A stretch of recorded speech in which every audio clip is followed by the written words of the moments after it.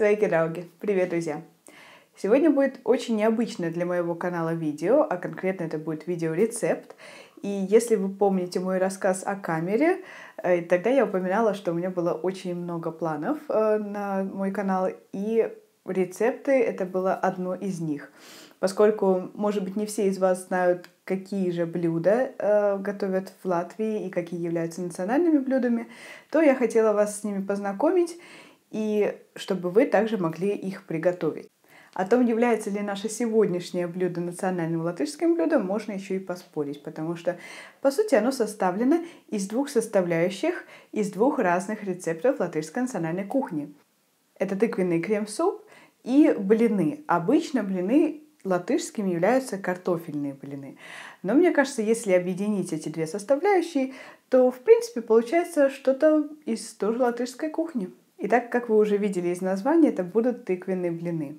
Я сегодня буду готовить очень большую порцию, поэтому вы смотрите, может быть, вы можете брать половину всех этих ингредиентов, чтобы у вас получилась порция поменьше, чтобы вы просто попробовали. Но на самом деле это действительно очень нежные, очень приятные блинчики, я уверена, что вам они понравятся. Также эти блинчики я, в принципе, могу назвать диетическими, если кто-то из вас следит за фигурой, поскольку там очень мало сахара и муку я всегда беру овсяную. Весь рецепт будет на латышском языке с субтитрами, чтобы вы могли понять каждое слово. И для вас это очень хорошая тренировка рецептов, чтобы вы могли сами читать рецепты на латышском языке и понимать их. Ну ладно, хватит болтать, пора за работу! Sāksim ar sastāvdaļām. Jums vajadzēs ķirbi, 3 olas, 1 glāzi miltu. Es parasti lietoju dažādu miltu maisījumu. Tagad man ir pilngraudu milti, auzu pārslu milti un kviešu milti, bet jūs varat lietot tikai kviešu, ja vēlaties. 1 glāzi piena, saules puķu eļļu, cepamo pulveri, vanīļa cukuru, parasto cukuru, sāli. No sākuma paņemsim ķirbi un notīrīsim. Malači. Tagad sagrieziet nelielos gabaliņos, lai ķirbis ātrāk izvārītos, un ielieciet vērdošā ūdenī. Kamēr ķirbis vārās, mēs pagatavosim mīklu. Paņemiet olas un atdaliet dzeltenumus no baltumiem. Paldies tam, kas izdomāja šo metodi. Tā ir tik aizraujoša. Neizmirstiet pārbaudīt, kā klājas ķirbim. Tagad sakuļiet olas ar 2 karotēm cukura.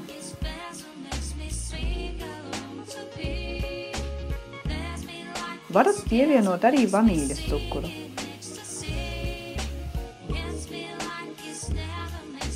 Paskatieties, kādu agregātu es izmantošu. Straume, ražots Rīgā. Vai kādam tāds vēl ir palicis? Nu, tā gan ir kvalitāte. Kā arī vefam.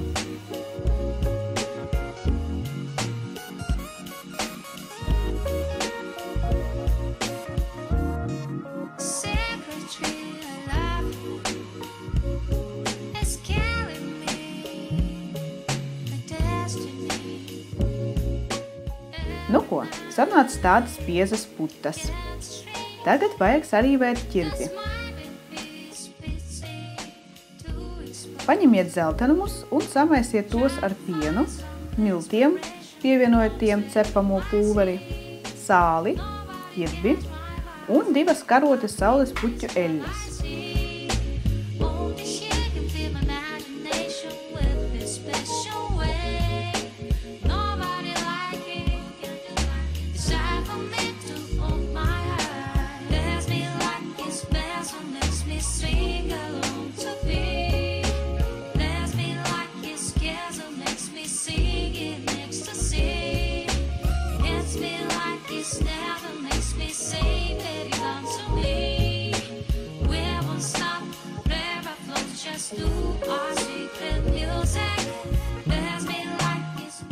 Viss ir gandrīz gatavs.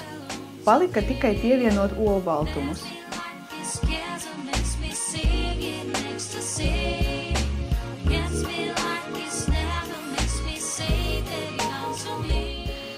Ja gatavošana tiešām būtu tik ātra.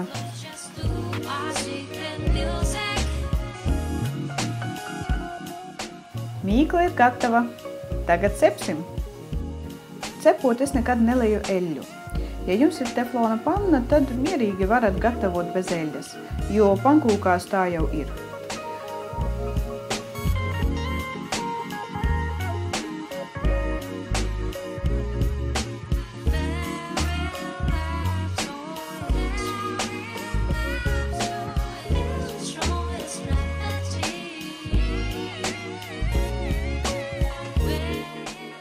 Laiks ir apgriezt un... Nu, re, kāds skaistulis.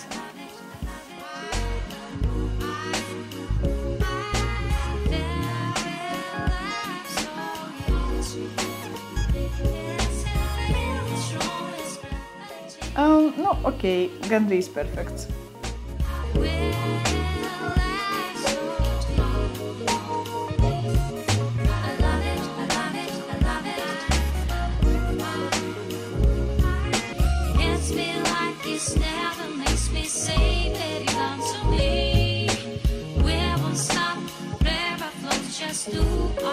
Pankūciņas ir gatavas ēšanai.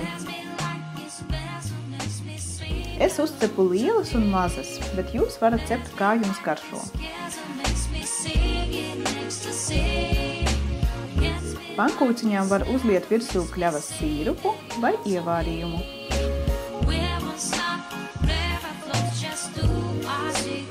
Lai būtu pavisam rudens sajūta, piebariet klāt riekstus, ķirbju sēkliņas vai pielieciet klāt jebkurus sezonas augļus. Var skaistuļus pasniegt ar jogurtu, krējumu, saldējumu vai zemes riekstu sviestu. Bet skatieties, lai sastāvdaļās būtu tikai viens ingredients – zemes rieksti.